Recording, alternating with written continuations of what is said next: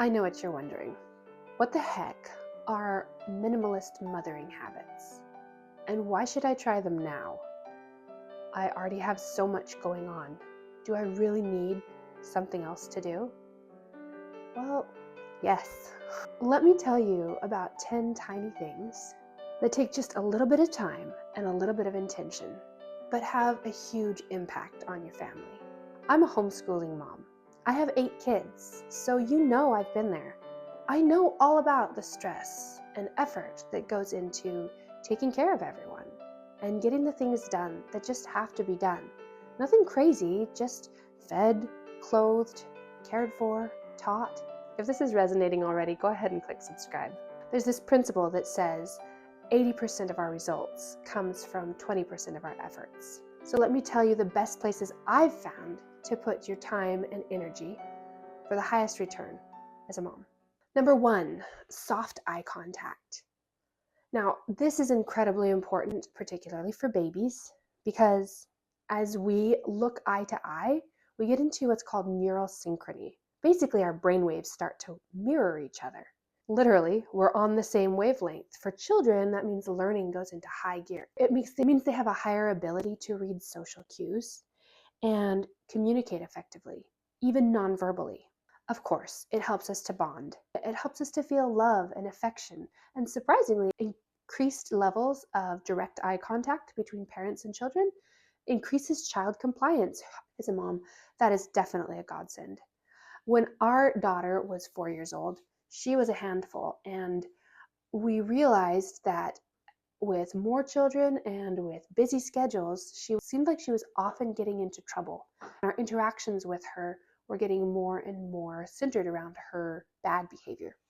So my husband and I made a goal to have soft eye contact with her, to make sure our eyes were friendly whenever we talked to her, whether she was in trouble, whether she'd done the wrong thing, to make sure our eyes were soft and friendly and that we got that connection, because she was beginning to refuse to look at us. I don't know if you've ever had a child who ducked their heads, didn't want to look at you. She was beginning to do that. And I could tell something was not going right. So we made this resolution to make this soft eye contact. And it was amazing. Within just a few weeks of consciously focusing on every eye contact, having soft eyes, having kind eyes, she opened up. Her demeanor calmed down. She stopped being as attention seeking. And we found solutions there to move forward and keep progressing in our relationship. But it's not just for babies and little kids. It actually also helps depressed teenagers if they can make direct eye contact with their parents and feel that neural synchrony, get on the same brainwave. You have to take care of you and be in that state where you can extend the calm, the peace, the kind of brainwaves that you want your teenager to have. And then the soft eyes can transfer it to them. I'm sorry, I have to look at my notes here because these are important. I don't want to forget anything. The second habit is singing together. Scientifically, this is another one that's just a powerhouse. It can be as simple as singing lullabies at bedtime. When I do bedtime with my youngest kids, we get them all tucked in, and then I stay in the room with them, and we read a story, and we sing some songs together. And it's just a sweet time. It's a precious time to be together. But scientifically speaking, it's very powerful. It increases deep bonding, even among people who start out as strangers. Like soft eye contact, it activates the mirror neurons, which means we're living out a connection that goes beyond anything conscious. We get into a shared flow state and we have synchronized levels of breathing and heart rates. And it stimulates the vagus nerve and the parasympathetic system, which is just a fancy way of saying those are the things that make you feel peaceful, safe, happy, healthy. It's like this ancient secret, an autonomic nervous system reset right at everyone's fingertips. It doesn't have to be on tune. It doesn't have to be fancy. When we're driving in the car and the kids start getting crazy, we turn on, well, we have our own rowdy music, but whatever it is, and everybody just belts it out. It connects us on a level that's deeper than anything conscious. Number 3, frequent gentle touches. Of course, touch increases our oxytocin and lowers our cortisol. That's whether you're an adult or a child. It also relieves emotional and physical pain and increases the awareness for children of their mental state and their emotional state. It can be super simple. You walk by the table, you pat them on the back, you ruffle their hair, you hold their hand for just a little minute while they're getting out of the car. Sometimes it can mean that you give a foot rub or a shoulder massage, but sometimes it's literally just as simple as a hand on the cheek or a quick hand squeeze. These are things that are as quick as a few seconds and yield incredible benefits. But this next one is closely related, but it's not quite so fast. Long hugs. This one is something that I knew about before I had kids, but I didn't realize how important it was until after we had gone through marriage counseling and they assigned us to hug for 8 minutes. 8 minutes is a long time. You don't have to hug your child for 8 minutes. But what I found when hugging my husband for 8 minutes is we had to find a level of comfort with each other and within our own bodies that allowed us to be together. That length of time demanded that we find comfort together. Children naturally seek out that connection. And sometimes we want to give it, and sometimes it seems like one more thing. You're too big, get off my lap. My 7-year-old son right now still wants to snuggle and cuddle, and he's 80 pounds. He's not overweight, he's just huge. And I have to remind myself that even though he's big, he's still little. He still wants those cuddles. And so I hold him when I can until he's done being held or until I have to let him go. This increases feelings of attachment and security. And a famous child developmental psychologist said children need 4 hugs a day for survival. They need 8 hugs a day for maintenance, and they need 12 hugs a day for growth. So that's a hug an hour for waking hours. And if your kid's in school, maybe it's double it up, 2 hugs an hour. Even if that's 20 seconds, that's not very long in the course of the day.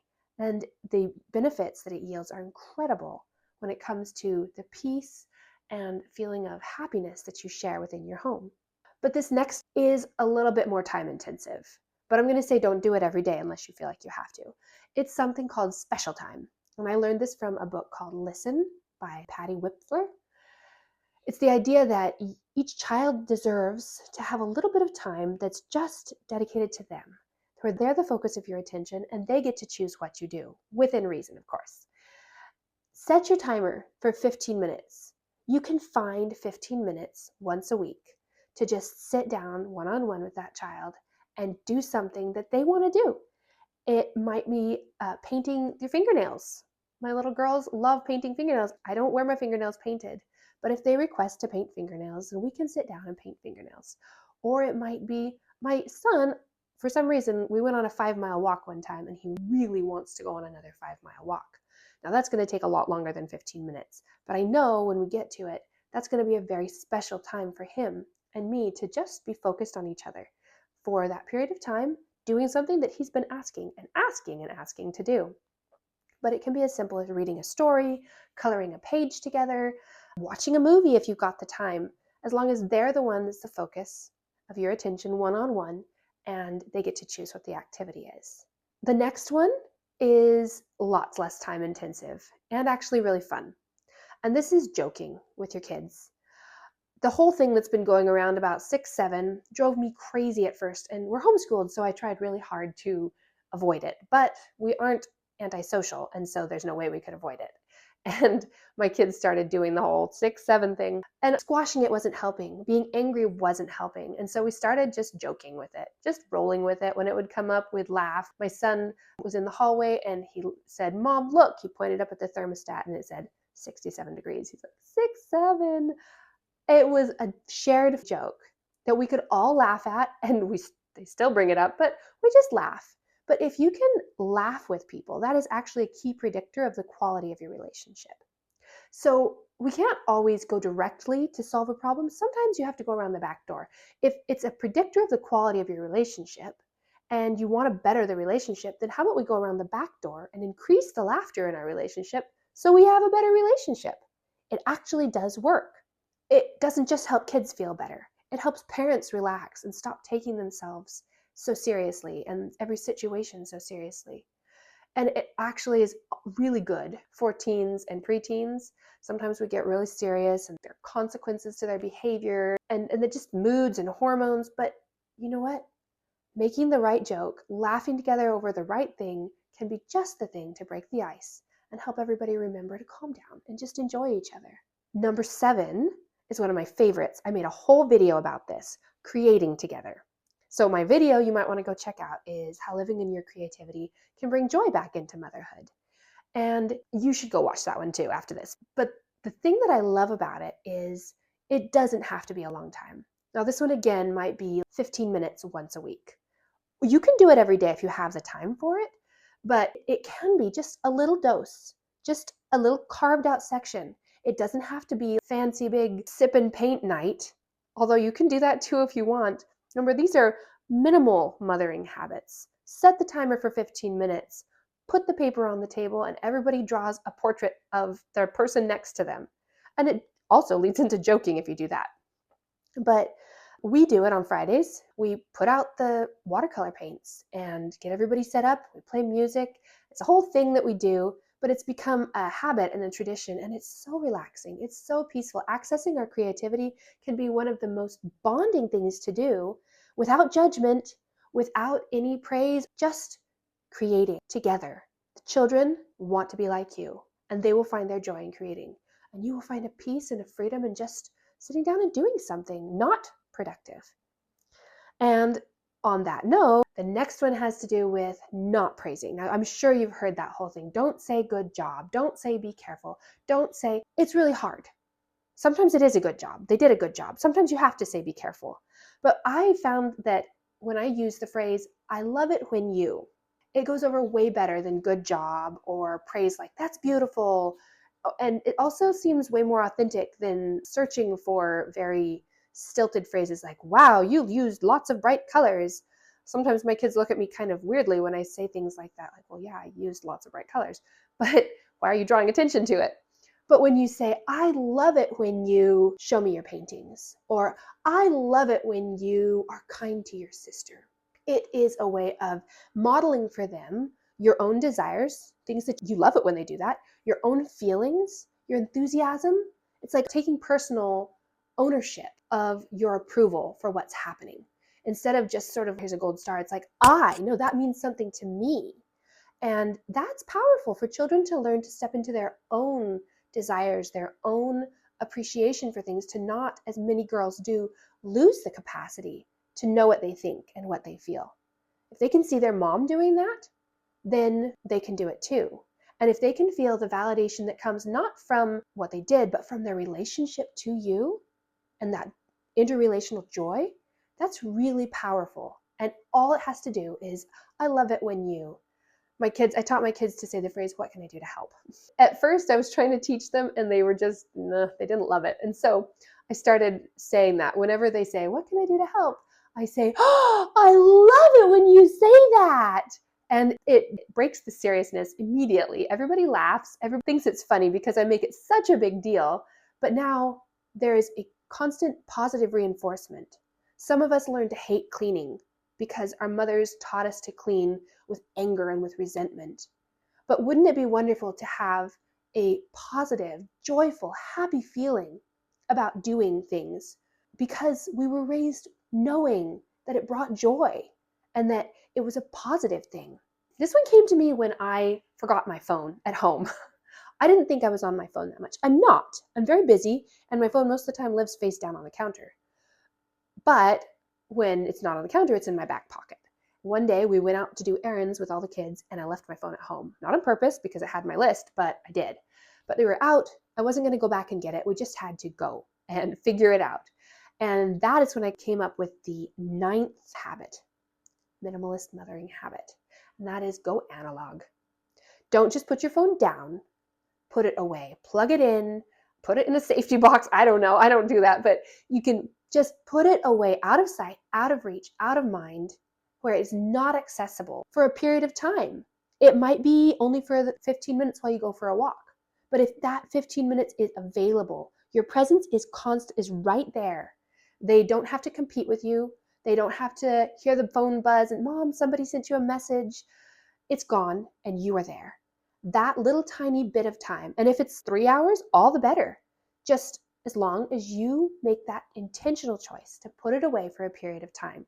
Because not everybody can go to a dumb phone. Not everybody wants to turn on their brick or whatever it is. Not everybody can go completely off social media or wants to, but we can make a choice regularly and frequently to contain our phone use and go analog and be present. Don't even have it with you in your pocket.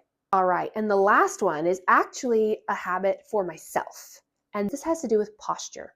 The reason that it's for me is because children copy so intensely what they've seen. We already talked about mirror neurons with eye contact and with singing, and really children are just constantly in this state of open absorption of their environment and the people who are caring for them. I knew this because my father taught me to stand up straight. And my mom, too, were constantly teaching me to stand up straight, shoulders back, and hold myself well. And I didn't think anything of it. It was just the way they taught me. But now I realize that your posture actually alters the way your cerebrospinal fluid flows in your whole body, alters the way your nerves work. When you stand up straight, it alters the neurotransmitters, things like dopamine and serotonin and testosterone. It decreases your cortisol. So you can see this in things like you have better confidence, your memory gets better when you stand up with better posture, you sit with better posture, you have better emotional control. The truth is that when we stand, when our body is in the posture of an emotion, we begin to have the neurotransmitters that correlate with that emotion. When you feel that emotion, your body naturally goes into it. So you can start by feeling and then express it in your body. But you can also start by expressing it in your body, and then you begin to feel it. So when we want to be happy, when we put ourselves in a happy posture, it starts that happy loop in our brain. When we put ourselves in a confident posture or a caring posture, it starts that loop in our brain. I can tell my children to sit up straight, and I do tell them to sit up straight, but far more effective is to practice standing up straight myself. There was a little girl in a childcare situation that I was involved with who suddenly started walking all bent over and hunched. She was only maybe 3 or 4. And nobody really knew what was going on. They started taking her to the doctor. They were worried about her. Nothing was wrong with her. She was fine. But finally, somebody noticed that the cleaning lady at her childcare had had a back injury. And so she had been walking around hunched over, doing her chores, not complaining, not saying anything about it. But that little girl had a particularly close relationship with that cleaning lady. And the transference of posture was so immediate. You see this in little kids immediately. You also see it in big kids. My oldest daughter and my husband walk exactly alike. And I know she's not trying to copy him, but she walks like him, she stands like him, she holds her head the way he does. And so whatever you do will be mirrored in your children. So pause the video. Which one are you going to try today? Which one strikes you as the easiest for you, the most accessible, and maybe the most fun or the best fit for your circumstances? Write it down in the comments for a little boost of accountability and intention, and also I'd love to see what you choose and how that works for you. Remember, you're the sun to their universe. You're the gravity to their world. And they are the mirror to your energy. When you can't fit anything else on your plate, but you still want to make a difference, you can. And if you're just feeling too burned out and overwhelmed to even try that right now, check out my free masterclass below. It's nothing fancy, but it holds the secrets to getting out of that place of misery and back into being happy at home. I'll see you there.